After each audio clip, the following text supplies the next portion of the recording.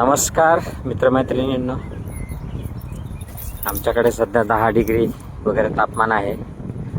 ढग आलेत आणि सकाळी पावसाचं वातावरण झालं होतं. अचानक मी खानदेशातल्या 45 डिग्रीमधून इकडे आल्यामुळे मला थंडी वाजते. खरं तर मी जेव्हा जानेवारीमध्ये आलो होतो इंडियाला, त्या दिवशी म्हणजे 9 जानेवारीला इथून निघालो होतो. मँचेस्टरला तापमान -2 डिग्री सेल्सिअस होतं आणि थंडी होती, अर्थातच बर्फ होता बाहेर. आणि भारतात आलो होतो आणि त्यानंतर मग हिवाळा संपला, उन्हाळा सुरू झाला. 45 डिग्री तापमान आमच्या एरंडोल जळगावला होतं आणि आता तिकडून आलो आहे तर इथलं 10 डिग्री मला खूपच जास्त थंड वाटतं आहे. हळूहळू सवय होईल, पण छान आहे. हिरवळ झाली आहे. मी निघालो तेव्हा एवढी हिरवळ नव्हती इकडे. आता 3.5 पावणे 4 महिने झाले, सगळं निसर्ग बदललेला आहे इकडे. तर आता नोकरीमध्ये आज जाऊन आलो कामाच्या ठिकाणी. सगळ्यांना भेटलो, सगळ्यांना नाही भेटलो, जेवढे भेटले तेवढे.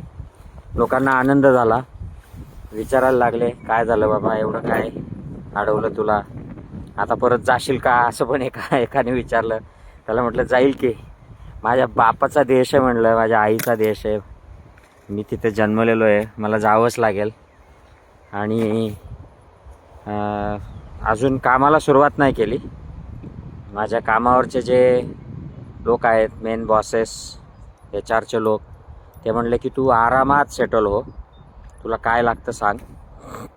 कारण त्यांनी मला एका वेगळ्या कॅटेगरीमध्ये टाकून दिलेलं आहे.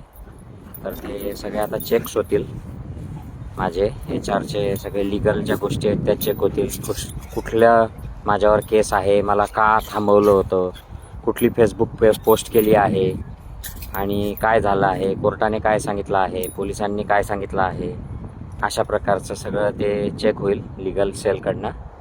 आणि मग ते त्यानंतर मला कामाला म्हणजे पेशंटच्या कामाला सुरुवात करू देतील.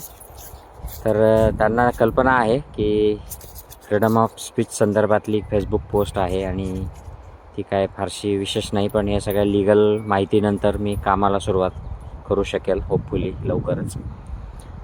तर असं आहे, आता सुरुवात झाली आहे. आमचा लहान मुलगा घरीच आहे इकडे, तर त्याची भेट झाली. मोठा विकेंडला यायचं म्हणतो आहे त्याच्या युनिव्हर्सिटीवरून, त्याची देखील भेट होईल.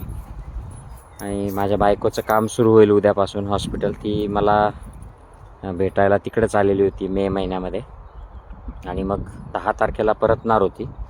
परंतु माझं 10ला पोलिसांनी एलोसचं कारवाई ती पूर्ण झाली की नाही झाली अशी थोडी शंका व्यक्त केली.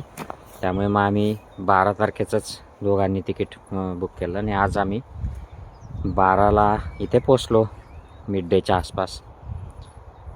तर सुरू करतो आहे पुन्हा नव्याने कामाला सुरुवात, रुटीन आयुष्य सुरुवात. आणि फेसबुक यूट्यूबवरनं पोस्ट करतच राहील. आपण संपर्कात राहूयात. वेळोवेळी वेगवेगळे जे मुद्दे येतील त्याच्यावर व्यक्त होणार आहे मी आणि मत मांडणार आहे. तर भेटूयात. तुम्ही सगळे काळजी घ्या आणि संपर्कात राहू.